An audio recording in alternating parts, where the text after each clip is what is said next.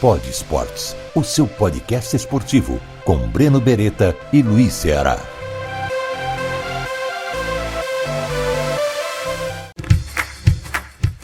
Espera só mais um pouquinho que o Pod Esportes já vai começar. Você gosta de café? Sabia que depois da água, o café é a bebida mais consumida no Brasil? O café da Serra da Canastra é gourmet e tem um sabor todo especial. Você não precisa sair de casa para comprar. Entre no site cafedaserradacanastra.com.br e peça já o seu. Entregas em todo o Brasil. Agora, aproveite o podcast e, de preferência, com bom café.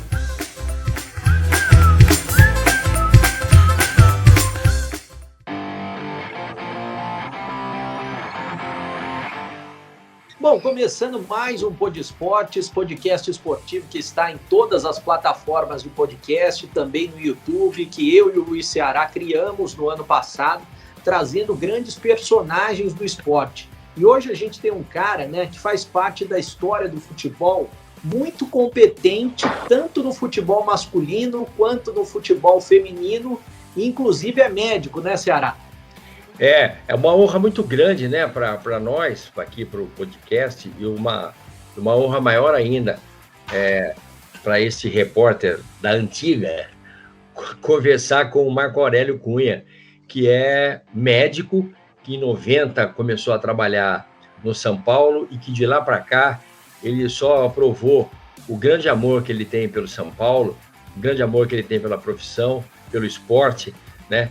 É um médico maravilhoso, é um ser humano incrível, não é? E honra muito todos os lugares onde ele já trabalhou e já passou. Ele honrou tudo, honrou no Japão, foi campeão pelo São Paulo, campeão do mundo pelo São Paulo. O cara é uma farra de títulos e de uma competência ímpar, né? Ele, num programa de televisão, ele arrebenta o programa, entendeu?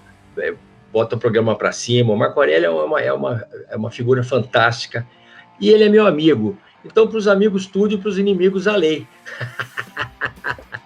Um abraço, Marco. Ô, Ceará, muito obrigado, pelas palavras. Lógico que tudo isso é porque nós somos amigos, né? Não, você é demais, você é demais. Muito obrigado, fico feliz, onde realmente passamos, deixamos uma boa história, um bom momento em cada clube, especialmente no meu São Paulo, que é o clube que sempre eu fiz questão de lutar e cada vez mais, com mais paixão e amor e também com profissionalismo, né? Mas, felizmente, esse ano aqui no Avaí, a gente ganhou o estadual que era muito improvável, onde a Chapecoense, o próprio Brusque tinham melhores condições pelo comentário local, e nós revertemos duas desvantagens, porque eles jogávamos sem o empate na semifinal e finais, e revertemos os jogos e fomos campeões, e agora estamos lutando aí pela Série B, subindo agora na tabela, vencemos ontem, um jogo duríssimo, aos 47, e estamos aí felizes, ajudando o Avaí pela segunda vez. Já estive aqui em 2002, antes de voltar ao São Paulo, e agora estou fazendo esse trabalho, espero terminá-lo para que o presidente prossiga. Ô Marcos, você tem muita história boa para contar, eu sei. E eu queria que você falasse um pouquinho como que você entrou no futebol, tanto como médico, e depois passou a exercer essa nova função sua, que você exerce até hoje, Como é que foram os bastidores dessas situações? Essa é uma história interessante, Eu era garotinho, ginásio na época, e eu falava que eu ia trabalhar no São Paulo, que eu ia ser médico, ia fazer medicina, eu ia trabalhar no São Paulo. Eu já olhava, ia aos jogos do São Paulo, assistia no Pacaembu, morava e moro até hoje naquela região, e era assim, era um passo para lá era o Parque Antártico, um passo para cá era o Pacaembu, morava em Perdiz, ali na Cardoso de Almeida, era descer o morrão, caía no Pacaembu, atravessava a Sumaré, que ainda não existia, caía no Parque Antártica. E a gente assistia tudo que é jogo, qualquer jogo. Eu me lembro de ter assistido decisões da segunda divisão paulista, Francana, 15 Piracicaba, era lá no Parque Antártico, que houve esses quadrangulares, Eu ia lá assistir. E assistia tudo. Santos de Pelé, que sempre todo mundo admirou, a Portuguesa, que era muito gostoso de assistir a Portuguesa. A gente ia, eu e meus primos íamos a todos os jogos. Eu dizia, eu vou ser médico do São Paulo. E vi o Dr. Dalzel entrar em campo, né, já cabeça branca, olhava para aquilo e falava, um dia eu vou entrar aí, né? E aí as coincidências foram ocorrendo. Eu nem sei se é coincidência ou coisa de Deus, né? Acho que é mais coisa de Deus.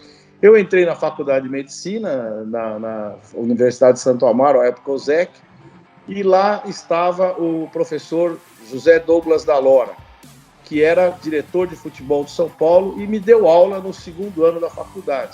Já no primeiro eu ficava perto dele falando sobre São Paulo, almoçava na cantina às quintas-feiras com ele, e ele foi me ensinando São Paulo, e aí nós fomos conversando sobre o São Paulo, e ele ia me ensinando, não, isso não é assim, e é um professor exemplar, né? E sempre às quintas-feiras eu almoçava com ele, e ele falando do São Paulo, eu ia no Morumbi, tanto é que uma vez eu fui ao Morumbi, eu era estudante, foi em 74, foi a estreia do Muricy no Morumbi. Ele havia jogado uma partida fora, pela primeira vez jogava como profissional no Morumbi. E eu acompanhei o Muricy desde o Dente de Leite, lá do Nacional, né? A gente ia assistir jogo do Nacional, aquele time que era Valtinho, Muricy, Colonese, Vitor Hugo, né? Ministro, era Valtinho, Ministro, Muricy, Colonese, Vitor Hugo. Time fantástico do Eli Coimbra, do Petri, daquele Dente de Leite, né? Eu ia assistir, eu era fã do Muricy. E de todos, né? Mas o Muricy mais ainda. E naquele dia eu fui no vestiário com o Dalora, me levava, aquelas coisas de torcedor mesmo, de fã, de furar, eu pequeno, passava por baixo dos caras e entrava, né? eu falei pro Dalora, né? Pô, o Muricy, eu acompanhei o Muricy no Atlético, como é que chama? Em Ponta Grossense, no Ponta Grossense. Hoje tem um time de Ponta Grossa, né, que está na Série B, que é um excelente time, mas naquela época era o Ponta Grossense. Meu pai é nascido em Ponta Grossa, né, foi nascido em Ponta Grossa. E nós fomos ver o Muricy jogar lá na Ponta Grossense. O treinador era o Alfredo Gonzalez, imagina, que era pai de um amigo meu. Então foi uma série de coincidências, a gente jogava bola junto. Aí eu pedi pro Dalora, me dá a camisa do Muricy, né? Eu sempre acompanhei o Muricy. E naquela época ninguém dava camisa. Era lavava e voltava, não podia dar. O Dalora olhou para mim e falou assim, você acompanha ele há tanto tempo que eu vou te dar a camisa dele. Pediu pro roupeiro, me deu a camisa listada do São Paulo, a primeira que ele jogou. E depois, quando ele voltou pro São Paulo, 30 e tantos anos depois, sei lá, eu virei para ele, sabe, eu tenho a sua camisa que você estreou no Morumbi, e eu vou te devolver, porque ela é sua. E levei para ele. Ele falou assim, cara, você guardou essa camisa há mais de 30 anos, ninguém merece ter essa camisa mais do que você, guarda para você, você fez questão de guardar. Então, aí começa uma história. Quando eu estava no 5º ano da Faculdade de Medicina, o Dalora, você precisa começar a ir lá, vai ver a base, vai ver isso, vai ver aquilo. E eu comecei a ir, já achando que eu era médico, já no 5º ano, né? No 6º ano, eu fui para o internato no Hospital Municipal, Vergueiro, ali na Vila Mariana, ali, né? E quem era o médico que atendia a sexta para sábado, plantão de ortopedia, era o Zé Carlos Ritt Azevedo. Então, o Dalora me acompanhou todo o curso de medicina e o Zé Carlos me acompanhou no 6º ano. Aí o Zé Carlos falou, você precisa me ajudar lá, então vai para lá me ajudar. Aí, que naquela época ainda era muito amador, tinha um médico, era o Dr. Dalzel Ritt, para tudo. Tinha um da base, que era o Dr. Pimenta, que aí saiu. E aí eu ficava com o Ritt lá no São Paulo, desde 77, 78, praticamente, 6º ano, formei, e aí saiu um médico. E aí o Dr. Dalora falou assim, você vai ser o médico da base de São Paulo. Foi o meu primeiro emprego, em 1979, eu estava no 1º ano de residência. E aí eu fiz medicina esportiva, daí o Ritt falou, você precisa fazer ortopedia, se não fizer não adianta. Eu deixei tudo que eu estava fazendo e fui fazer mais 2 anos de residência em ortopedia. E o São Paulo não me tirou o emprego. O São Paulo falou, não, você vai, põe alguém no teu lugar e você fica. Fazer residência ainda ter emprego era muito, muito difícil. E eu consegui fazer tudo isso, deu certo. E aí vem a parte trágica da história. Porque o Zé Carlos me exigiu tanto para eu melhorar, para eu ser melhor, para eu fazer ortopedia.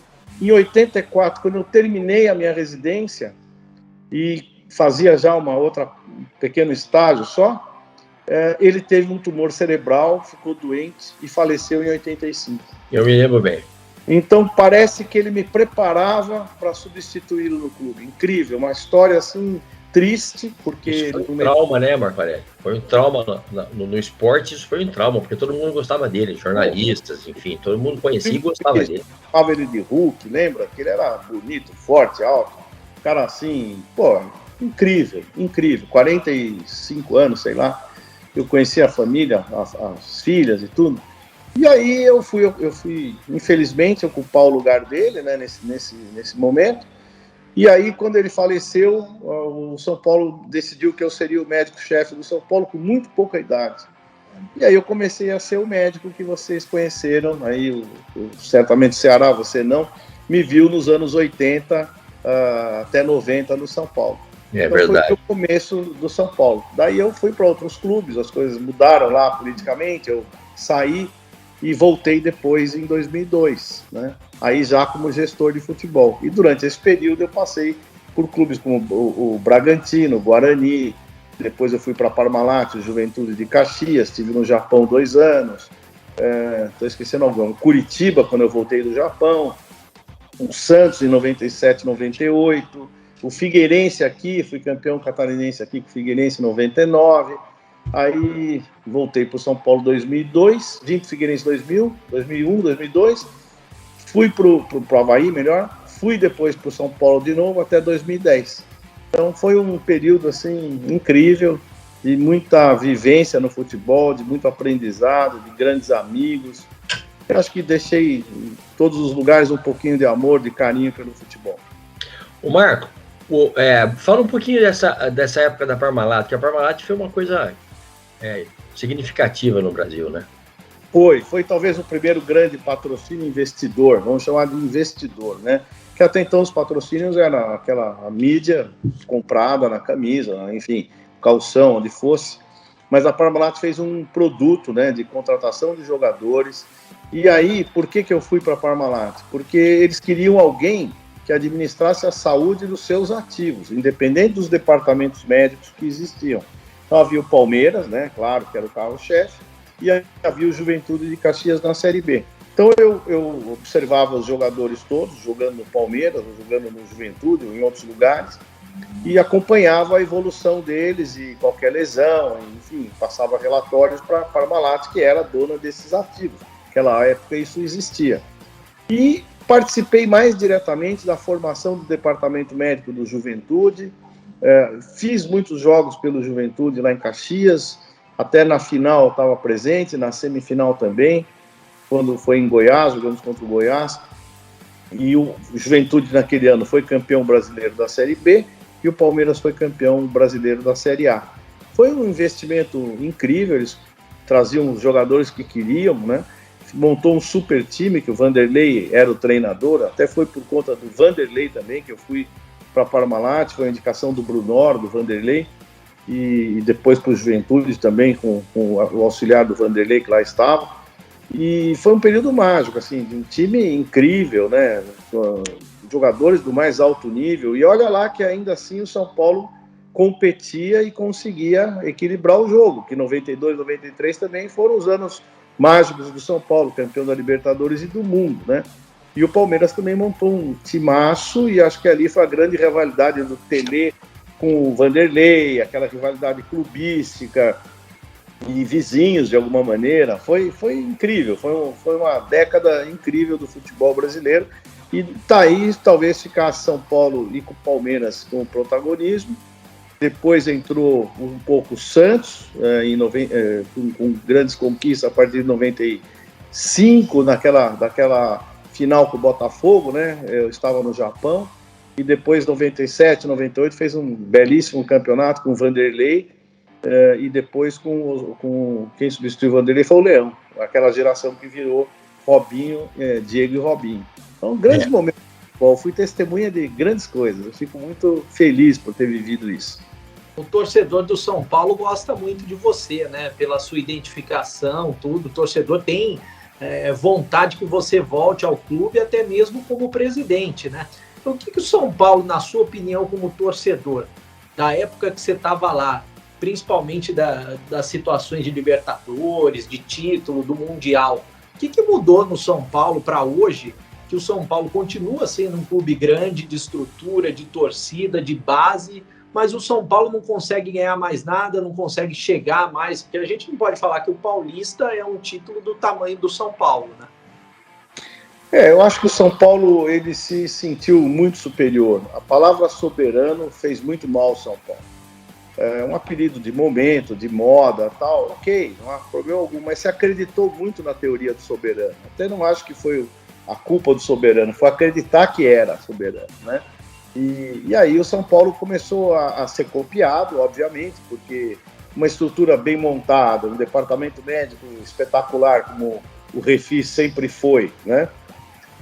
O clube com um CT extremamente bem organizado, Cotia, que veio depois, se julgava que o que fizesse ali virava ouro, né? Punha a mão, virava ouro.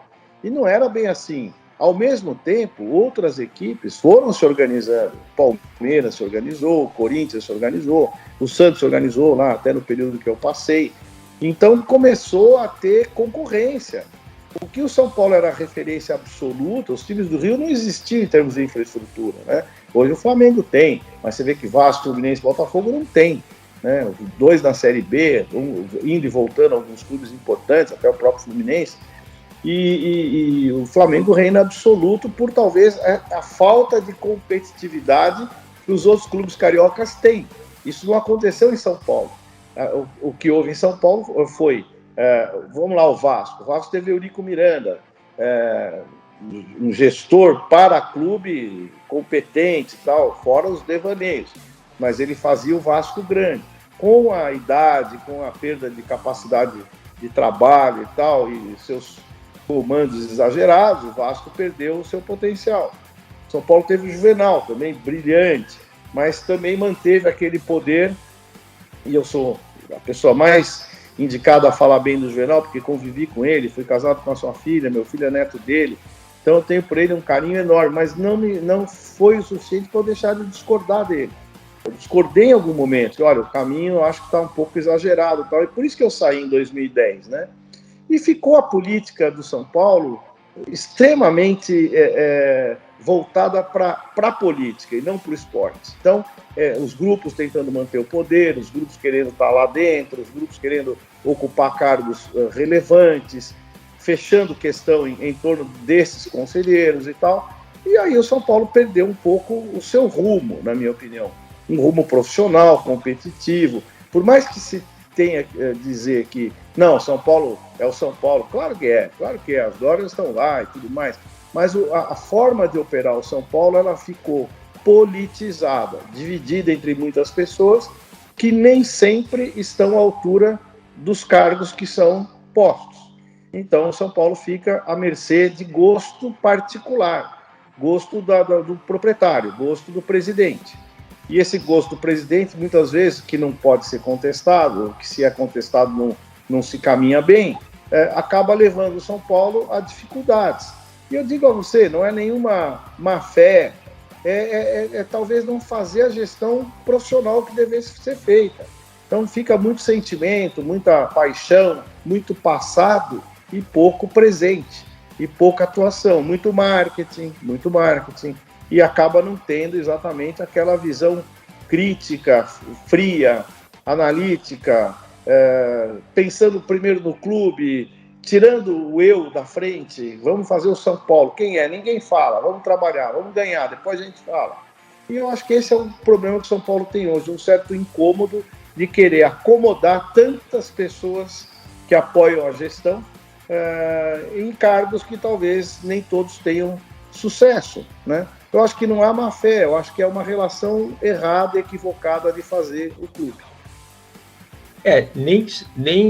Nem os caras, esses dirigentes que você está falando, eles não têm má fé, eles não têm competência para ocupar esses cargos, que eles são colocados para acertar a política do clube, né? O presidente do São Paulo, porque o São Paulo é o São Paulo, tem sempre esse estofo moral teórico, né, do eu, né, que você acabou de falar, e o futebol não se toca assim, o futebol se toca de outro jeito, como você está falando, com uma gerência altamente profissional voltada para o clube, né, voltada para Cotia trazendo jogadores. O São Paulo é um sucesso nisso, né? E tem sido, e mesmo na gestão passada, teve sucesso. Veja quantos jogadores o São Paulo vendeu, quantos milhões o São Paulo fez em negociações. Mas você tem Cotia como um reservatório financeiro competente e você vende aquilo e compra jogadores rodados, antigos, por um preço superior ao que você vendeu. Eu costumo dizer, você vende joia e compra bijuteria cara, alguma coisa está errado, né? As negociações não são suspeitas, não falaria isso, mas são negociações que são ruins, são mal interpretadas, mal analisadas. Eu jamais duvidaria do Raí, jamais. Mas a gente vê que deve haver muita intromissão de opiniões, de tentativa, esse aqui, aquele ali. E o sujeito, para dirigir o clube, faz uma união de forças. É mais ou menos a política brasileira. Se eu não agradar o Congresso, eu não sobrevivo. Se eu não agradar a Câmara, eu não sobrevivo. Se eu não agradar o Conselho, eu não sobrevivo. Então, fica fazendo concessões políticas ali de uma maneira que desequilibra o pensamento profissional do clube. O cara fica refém do processo político. Essa é a verdade. A chegada do Muricy Ramalho pode ajudar um pouco nisso? Não vai ser a curto prazo, mas... Eu vou falar uma coisa para você, Ceará, que eu vivi em todos os lugares que eu passei. Você é importante enquanto você é novidade. Então, as pessoas te desejam. Você vem com força, com caneta, com vontade de fazer o melhor possível. As pessoas respeitam você a hora que você passa nos corredores. Aí vai vindo o dia a dia, e vai desgastando. Aí as pessoas já veem você lá dentro todo dia, já virou comum. Olha o Marco, olha o Muricy, olha o fulano. E aí já passa a ter a turma da crítica, né? Que começa a fazer pressão. Mas será que é isso? Será que o Muricy está certo? Será que o Marco Aurélio está certo? Será que o outro cara não seria melhor? Passado o impacto inicial da importância da figura humana, da história para o clube, começa a entrar na família. E a hora que entra na família do clube, já começa a não ter o respeito que tinha.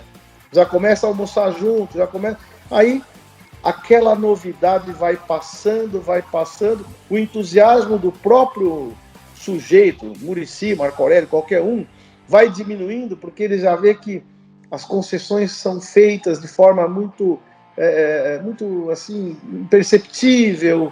O cara que não tinha que estar ali, está ali. Mas fazer o quê? Deixa ele lá. É visita, veio, deixa. Aí entra mais um, deixa.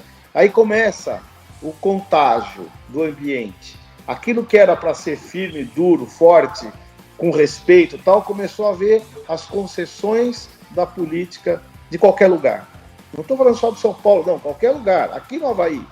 Então começa a ver a concessão, começa a ver, mas então, aquele lá, mas não era para o sujeito estar vendo o treino aí hoje, mas ele pediu, e aí começa o processo a se esvaziar. E o seu poder, que chegou forte, poderoso, todo mundo olhando para você com respeito, começa a diminuir, ou seja, a novidade cansou e volta ao status anterior. Infelizmente, é isso que acontece em todo lugar. Vai acontecer com o Renato Gaúcho, no Flamengo. Uma vez me perguntaram qual é o problema do Flamengo. O único adversário do Flamengo chama-se vaidade.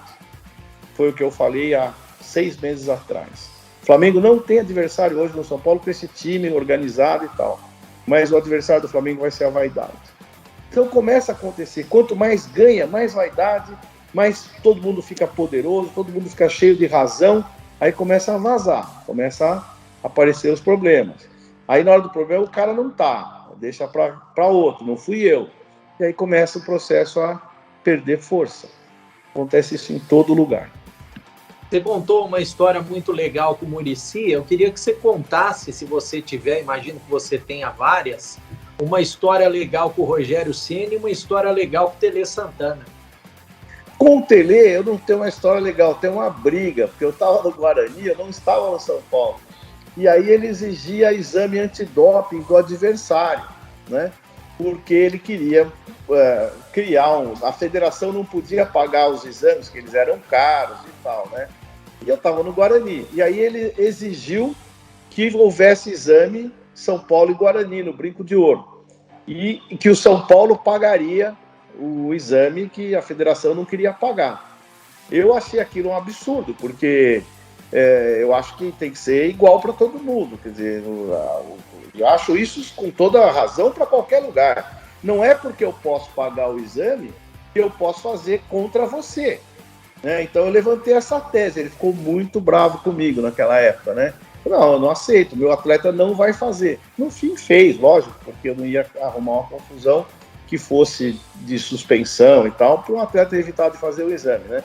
Mas eu achava que era muita, vamos dizer assim, é muito impositivo o processo. Não é porque eu posso pagar que eu obrigo você a fazer o exame, né? E aí eu tive essa discussão com ele até nós estávamos saindo do intervalo, e ele veio esbravejar comigo, né? Aquele jeito dele, né? Você quer tudo para você e tal. Tivemos uma discussão áspera, mas que eu levei com bom humor, né? Eu sempre tive bom humor, eu sempre irritei tio, avô, né? Então, naquela época, deixa eu irritar esse meu tio aqui, né? Mas com todo carinho, sabe? Não foi uma coisa assim, mal posta, tal. Eu irritei ele. Que ele me irritou pedindo exame, eu vou irritar ele falando que eu não vou fazer. Foi só uma história dessa, mas tenho por ele a maior admiração, e aquilo foi só um dia de jogo, né? Como todo jogo, né? Eu estava defendendo o Guarani naquele momento. E a outra do Rogério, né? O Rogério é o maior vencedor, assim. O maior vencedor que eu já vi de força é o Lugano. Porque vencer como o Lugano venceu, sem ter a técnica que os outros têm, não é para qualquer um. Mas ele tem um pensamento tão forte, tão duro, tão firme e ético. Dentro do campo valia tudo, fora do campo acabou, né? E ele é um cara muito sério. Então o Lugano talvez tenha sido o cara mais forte de pensamento que eu conheci no futebol. Feito que queria e inspirava e exigia do companheiro e defendia o companheiro como ninguém. Até hoje ele defende, nos casos assim do Uruguai, as questões de cada um. Eu tenho 1 milhão de exemplos do Lugano para dar. Mas o Rogério, era difícil controlar o Rogério quando ele perdia. Porque ele não era mal perdedor, mas ele não se conformava de perder, né? Porque isso, porque aquilo aí, tudo era motivo, né? Tava a luz apagada, porque o Gatorade não estava bom, qualquer coisa. Estou inventando aqui, mas era qualquer coisa para ele desabafar pela derrota, né? E eu escutava aquilo, que não é bem assim e tal. Não, assim não vamos para lugar nenhum, não pode, o juiz, ou não sei o quê, né? E eu ficava com ele conversando, deixava ele desabafar, ele ficava lá deitado na banheira, lá era o último cara a ir embora, às vezes eu sentava lá, ouvia todas as lamentações dele, porque ele precisava daquele momento, ele confiava em mim, né? Como sempre confiou. Então eu acho que muitas vezes eu fui o cara que ficou escutando as reclamações dele para ele ir embora melhor, né? Afinal, foi só uma derrota, a gente vai reverter isso e tal.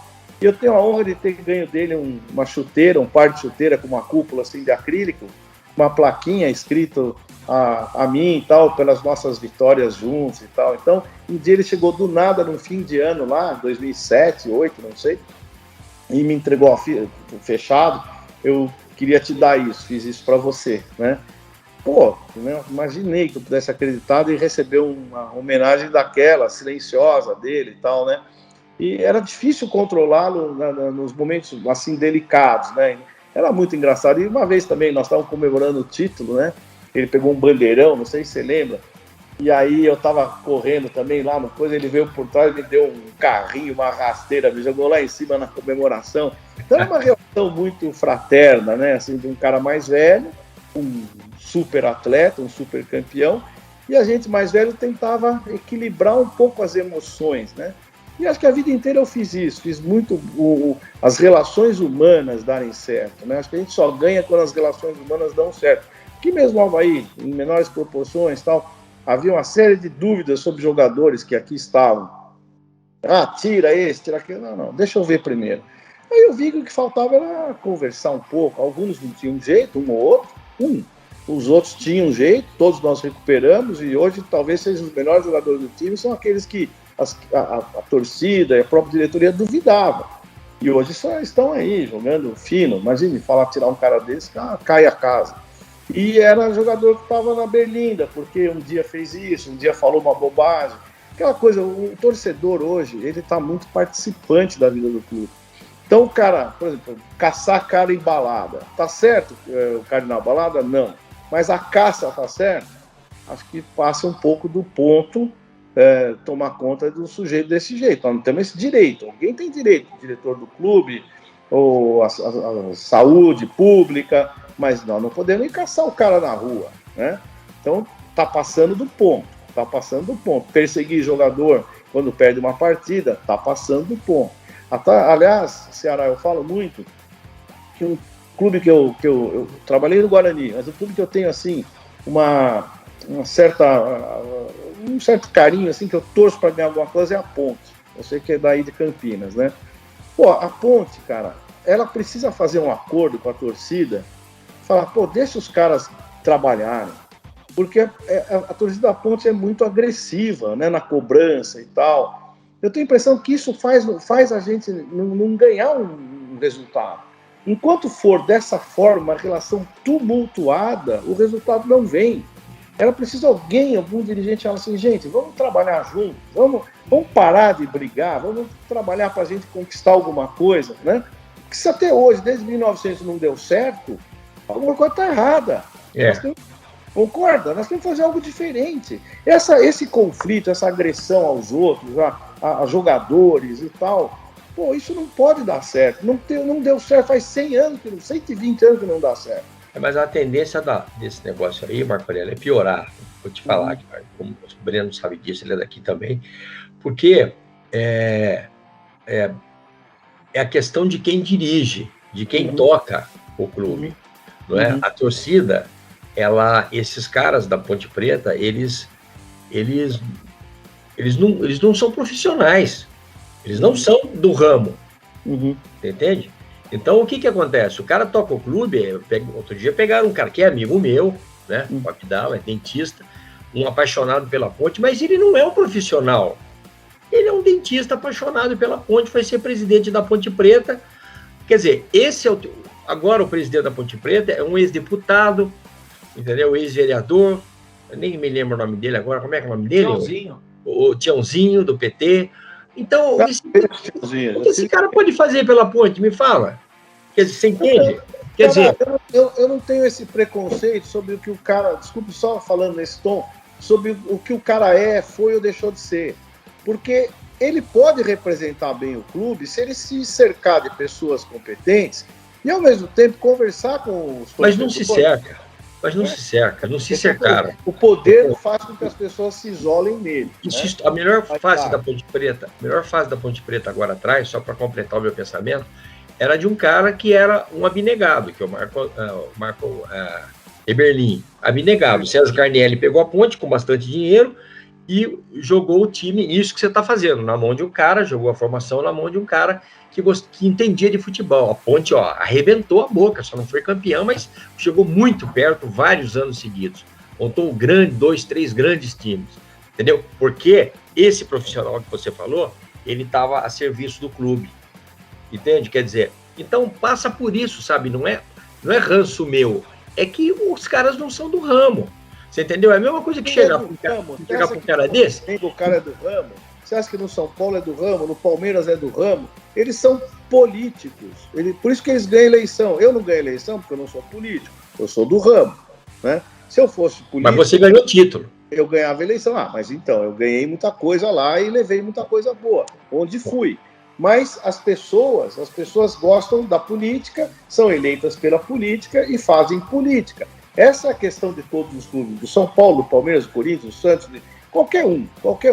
Então, eles não conseguem gerir o clube, porque uma vez eu ouvi uma frase espetacular de um grande dirigente que me ensinou. Ele falou o seguinte: todas as pessoas que se aproximam de você, quando você está no poder, elas querem chegar ao vestiário.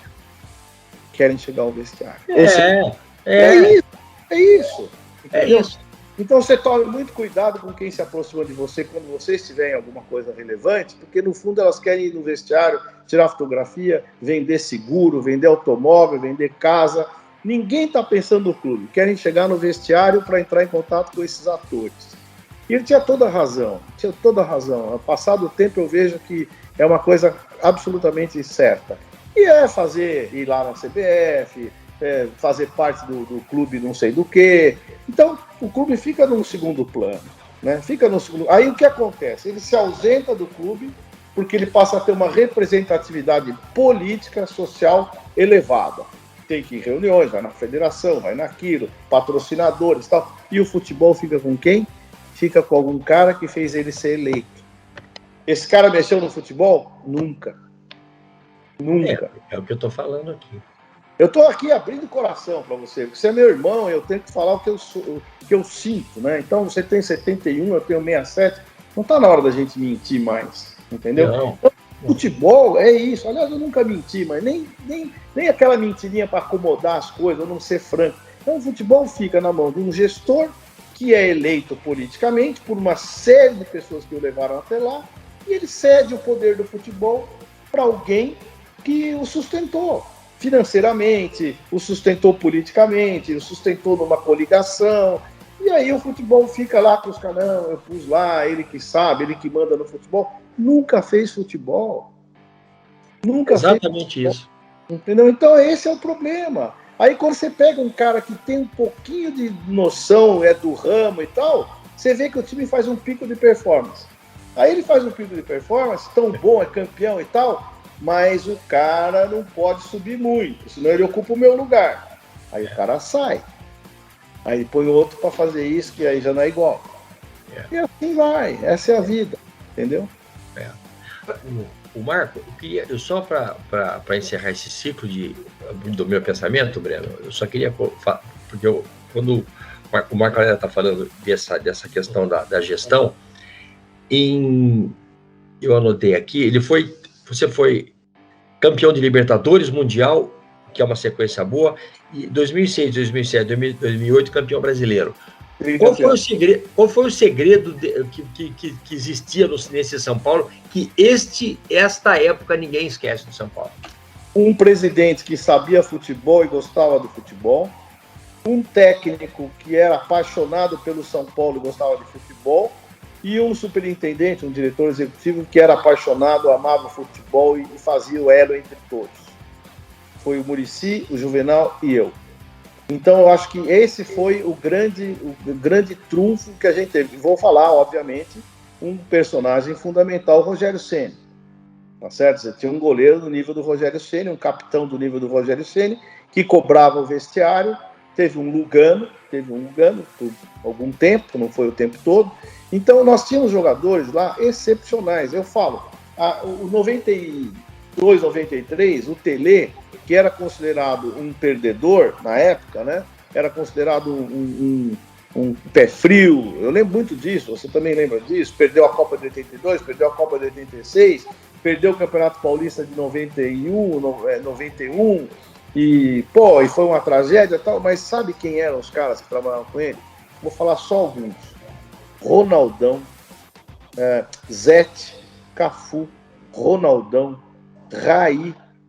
Pensa nos caras que seguram qualquer problema. Então tinha jogadores lá, depois Leonardo, vai vendo. Então olha o nível desses caras, Toninho Cerezo. Se o treinador fosse ruim, os caras acertavam no campo. Se tivesse errado alguma coisa, os caras corrigiam e davam o mérito pro treinador. Eu ia dizer, não, eu fiz o que eu quis e ele mandou fazer isso, eu fiz aquilo. Muitas vezes fizeram o que eles achavam, mas punham na conta do treinador, que era brilhante. Ele era um treinador extraordinário na forma de melhorar o nível técnico dos jogadores. Talvez estrategicamente nem tanto, mas fazia um futebol bonito, queria o jogo jogado, tinha jogadores para isso, mas tinha elemento humano de altíssimo padrão moral.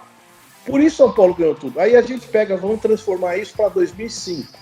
Nós tínhamos Rogério Ceni, Mineiro, Josué, Lugano. Vai vendo, Júnior, né? Cicinho, que era um menino ainda estava despontando, tal, de alguma maneira.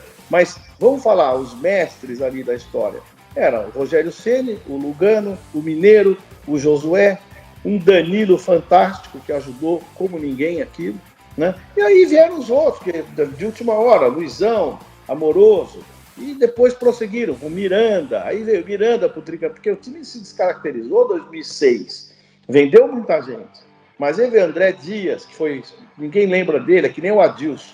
O André Dias e o Adilson são muito, olha como as coisas são iguais. Ninguém lembra do Adilson. O Adilson foi o back mais extraordinário que São Paulo teve em alguns momentos, que mais partidas jogou seguidamente, sem um cartão, sem uma lesão, mudo. O Adilson é o Rivaldo do São Paulo.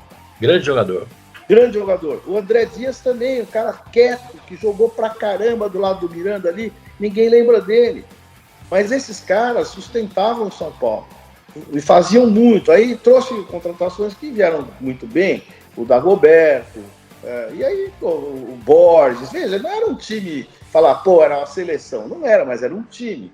O Muricy sabia armar o time jogava com proteção, fazia gol, tinha o Aloysio segurando as pontas lá na frente, o Rogério Ceni batendo falta, fazendo o gol nas faltas que o Aloysio cometia, sofria.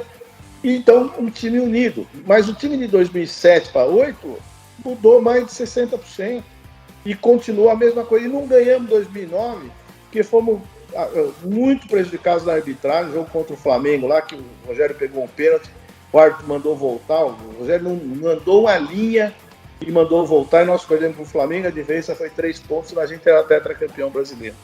Enfim, são gerações de jogadores comprometidos, responsáveis, que gostam do clube, que tinham identidade, um presidente atuante, muito atuante naquele período, que conhecia futebol, o Muricy que administrava o conhecimento do jornal. O jornal achava que conhecia muito, não era tanto que ele achava, não. Aí o Muricy vinha e pum, não, presidente, não é assim. Jorge Wagner, outro cara fantástico. Jogadores funcionais, que se doavam ao máximo. Então, aquele time arrumado, um presidente presente, que conhecia futebol, que tinha a malandragem do futebol, eu ali unindo os pontos, um Rogério Ceni por trás. Então, veja que os ciclos virtuosos do São Paulo têm razão de ser, porque havia personagens importantes. Aí você começa a abrir mão dos caras, o São Paulo está tão bem que eu vendo o Miranda e trago fulano. Eu vendo, sei lá, o Dagoberto e trago fulano. E aí nunca mais deu a liga, porque essa liga era também de pessoas. Vou fazer uma análise comparativa curta, os jovens não vão entender.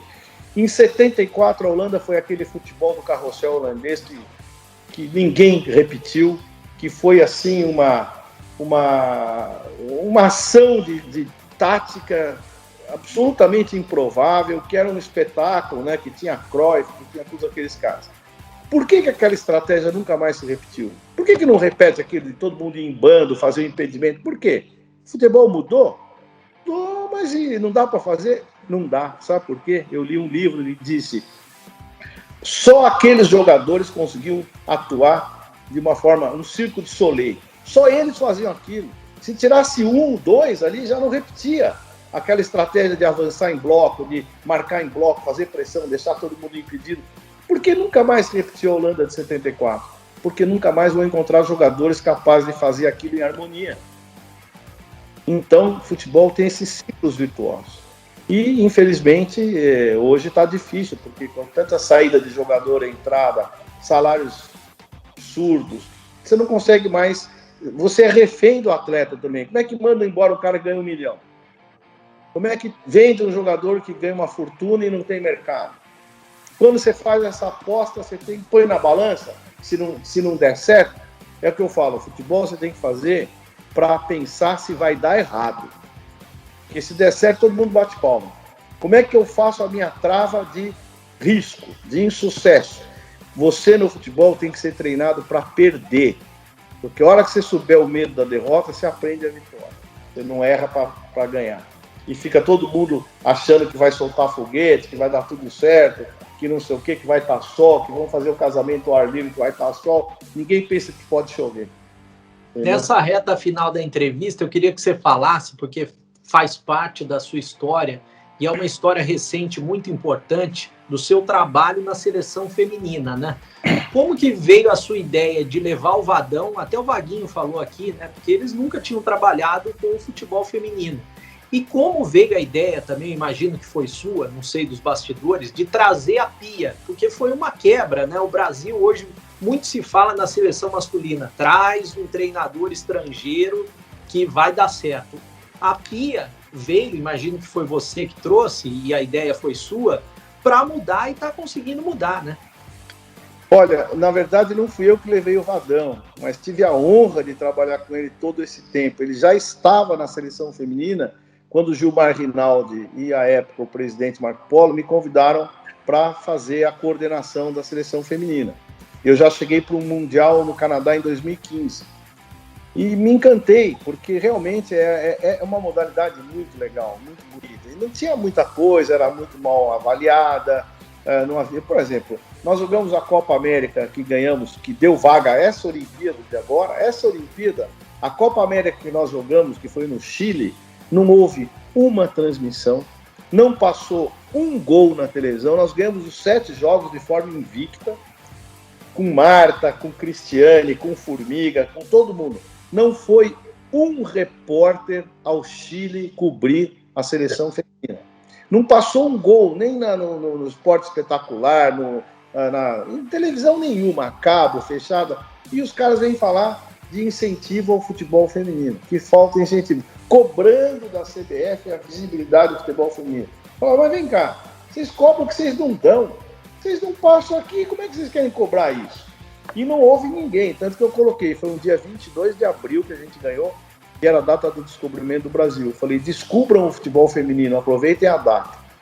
E a partir do Pan-Americano, que a gente ganhou a medalha de ouro no Canadá, a partir desse momento da Copa América, dessas classificações para a Copa da França, aí o boom do futebol feminino veio. E performance, que se critica o futebol feminino, porque não... Pô, mas vai lá ver como é que é nos Estados Unidos, na Holanda, na Alemanha, na Inglaterra, a força que essas meninas têm vindo desde as universidades, grandes campeonatos, e a CBF resolveu fazer isso e fez. Hoje nós temos um campeonato feminino maravilhoso, está muito bem jogado, muito bem disputado, os times de camisa obrigados a ter e gostaram da ideia, tanto que o Palmeiras está fazendo. Eu criei, ao lado do Manuel Flores, uma ideia que nós demos de abrir o funil para que os times de camisa pudessem ascender à primeira divisão, em critérios técnicos, não de indicação. Todo mundo que subiu por critério técnico, quem caiu por critério técnico. E aí fomos com o Vadão até a Copa da França e fez uma excelente Copa, mas aí começou a haver a cobrança por mulheres na seleção feminina, que eu acho legítimo. Eu não sei porque não cobram na seleção de vôlei, mas cobram na seleção feminina de futebol. Na seleção de vôlei ninguém fala. E outras modalidades, inclusive, né? Mas eu entendo, futebol é o que dá a paixão nacional, é o que dá a visibilidade, e acho perfeito que as mulheres dirijam o futebol feminino. E a performance do Vadão na Copa foi muito criticada injustamente por muita gente que assistiu o jogo, inclusive da Globo e tal, mas o Brasil perdeu para a França, dona da casa, na prorrogação. E teve a bola do jogo com a Debinha, que a Beck tirou em cima da linha. E depois tomamos um gol, fazer o quê? Toma o gol mesmo, né? No segundo tempo, eu acho. Senão ia para os pênaltis. E o Brasil fez uma grande Copa, não queriam admitir, porque o treinador era o Vadão, mas fez uma grande Copa. Terminou o ciclo do Vadão, eu e o presidente, o Rogério, falou, nós temos que mudar alguma... E cobrando mudança, do que merecidamente. Mas, vamos lá, cada um tem sua opinião, eu respeito. Aí o Rogério, Marco, quais são as 2 melhores treinadoras que tem para o futebol feminino? A Jean Ellis, americana, fantástica, e a Pia Sundhage, que já esteve no Brasil no nosso simpósio da CBF. Então, qual das 2 é viável? Eu acho que a Pia, por um feeling meu. Liga para ela e oferece para ela vir para o Brasil e fecha o contrato com ela se você puder. Liguei para a Pia, falei com o agente dela, que falava português, e é um sueco que fala português, e ela fala um inglês bom de conversar, inglês de segunda língua, a gente entende bem. E acertamos, ela ficou apaixonada pela hipótese de vir trabalhar no Brasil. É uma mulher extraordinária. Eu acho que, assim, pra você ter uma ideia da grandeza do Vadão, o Vadão foi na posse da Pia. Eu pedi, Vadão, quero transferir de você para a Pia. Nós temos que mostrar para os outros como a gente é maior. E o Vadão veio, passou para a Pia todas as informações. E se você for olhar hoje, o pessoal metia o pau no Vadão, né? Na Copa e tal. A seleção que vai para a Olimpíada é do Vadão. Uma ou outra mudança, porque não tem... É como se você chegar na seleção brasileira e falar, tira o Neymar. Ah, tá bom. tira o Alisson, tira o... Pô, são os melhores 20, 30 atletas que o Brasil possui. Pode ser o Renato Gaúcho, o técnico, o Péricles Chamusco, o técnico, ele vai levar 80% dos mesmos. Mas como o treinador me agrada, eu falo que ele tá bom. Se ele me agrada, eu falo que tá tudo errado. Esses 80% tem que ser os 20% diferentes, né? Então, o futebol precisa aprender um pouco a respeitar trabalho, né? E os porquês do trabalho, não é simples. E essa vinda da Pia trouxe muita visibilidade do futebol feminino brasileiro. Ela é uma brilhante mulher, é uma mulher encantadora, canta, ela é fantástica. E ela está passando esse tipo de situação para as atletas com cobrança forte, porque também tem a história da cobrança. Se o treinador é um homem, cobra, tal, passou do limite, não passou do limite. Quando já é uma mulher, já pode aumentar esse limite, ampliar um pouco mais a forma de cobrança, que não vai haver tanta colocação duvidosa sobre a ordem, né? Isso é o problema que a gente está enfrentando. Mas eu acho que a seleção brasileira vai ter dificuldade contra a China, é o adversário a ser batido, é o primeiro jogo contra a China, às 5 da manhã vai ser o jogo, depois pega a Holanda e no fim pega uma seleção africana. Então eu acho que a grande dificuldade vai ser passar pela China e depois, quem sabe, empatar ou ganhar da Holanda, né? Esse vai ser o grande desafio do Brasil. E todas as chaves são difíceis, porque são poucas seleções, são poucos jogos e só tem peixe grande lá, não tem peixe pequeno. Então é injusto quando o Brasil voltar sem medalha, ou com uma medalha de bronze, ou com uma medalha de prata, dizer, não ganhou, são derrotados. Não, a capacidade alheia também é grande, todo mundo quer a mesma coisa, mas depende do treinador, aí eu escolho se eu critico ou se eu bato o pau. Ô Marco, a gente poderia ficar conversando aqui mais ou menos, mais umas 2 ou 3 horas e não ia dar tempo de acabar o assunto.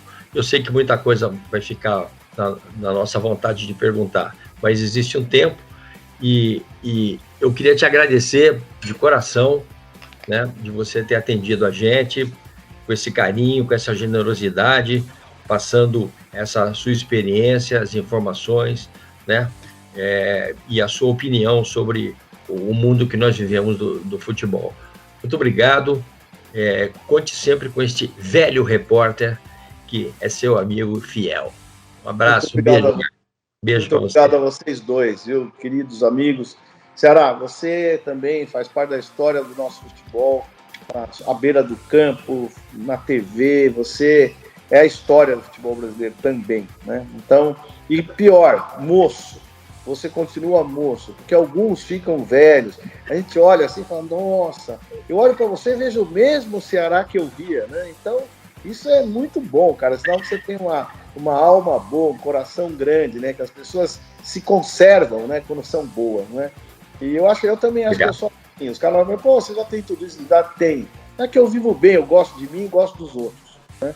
Então, acho que isso faz a gente viver mais ou viver bem. Não sei quanto tempo vou viver, mas vamos viver bem, já estamos vivendo bem. Então, eu queria te agradecer a oportunidade, né? Eu abri meu coração aqui. É raro eu falar com a franqueza absoluta que eu falei hoje, né? Em geral, quando você está na mídia hoje, você tem que pôr um pezinho para trás, não passar de 60 por hora, né? Tem radar, tem muito radar quando você dá uma entrevista, né? E hoje eu estou trabalhando com você, falando com você, assim, com a maior liberdade, né? Com leveza, e eu só posso agradecer a vocês aí, muito obrigado por esse tempo, tá bom? E que a gente possa outras vezes falar de novo, com outras lembranças e outras coisas boas. Enfim, muito obrigado a você. E para encerrar, Marco, além de agradecer você, eu quero te entregar 2 presentes. Primeiro, uma caricatura especial do Caricasson, que é o nosso artista, São Paulino fanático, inclusive, é lá da Bahia. Ele já deve ter feito alguma caricatura sua, mas vai fazer uma especial para você colocar nas suas redes sociais, na sua casa, uma caricatura bem bonita. E café da Serra da Canastra, a gente vai mandar para você um café especial da melhor terra, né, que é a Serra da Canastra, em Minas Gerais. Você deve gostar de café, a gente vai mandar na sua casa para você saborear. muito obrigado. Eu agradeço muito ao café. Eu adoro café. E olha, caricatura depois eu posto, viu? Muito obrigado ao artista, a ele, o baiano São Paulino. Enfim, e uma lembrança última. Vamos torcer pela seleção feminina no futebol. Elas merecem, viu? Vamos torcer muito por elas e vamos relevar um pouco as críticas, porque elas são verdadeiras guerreiras. Eu participei 5 anos da vida delas, continuo participando. Hoje ainda falei com uma que está indo para jogar em Moscou, né?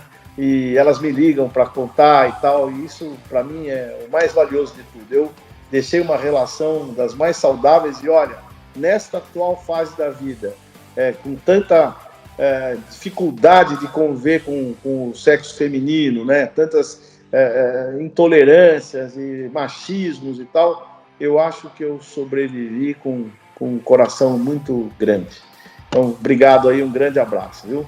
Obrigado, Marco. Valeu, obrigado, Marco. Obrigado, queridos. E olha, não desliga ainda que tem os bastidores da entrevista. Então vamos lá, de novo. Não tem problema, não ter gravado. Então o Marquinho, o meio esquerdo, a favor. Qual o jogador do Havaí aqui? Agora vem fazer bagunça. Vamos lá. Ele tem que respeitar. Fala pra ele que eu mandei um abraço. Fala pra ele que eu mandei um abraço pra ele, viu, Marco? Peraí, você já viu o Ceará aqui. Peraí, ele vai te ver aqui. Entra lá, Marquinho. Fala, Marquinhos. E aí, beleza, meu irmão? Prazer, meu irmão. Tudo certo? Prazer é meu. Pô, fica com Deus aí. E como é que está Floripa? Pô, sempre bonito e bela, né? Né? Pode ver. Sabe onde você tem que ir? Você tem que ir na praia do Campeche, vai ali no bar do Zeca, o filho dele é que toca o bar agora. Você chega no bar e fala assim, eu queria falar com o Zeca, o cara fala, o seu Zeca morreu, quem manda aqui agora é o Dudu. Você fala, Dudu, quem mandou um beijo pra você foi seu amigo Luiz Ceará. Aí você não paga. Tá, manda prazer, legal. Vamos lá, então. Pod Esportes, o seu podcast esportivo, com Breno Beretta e Luiz Ceará.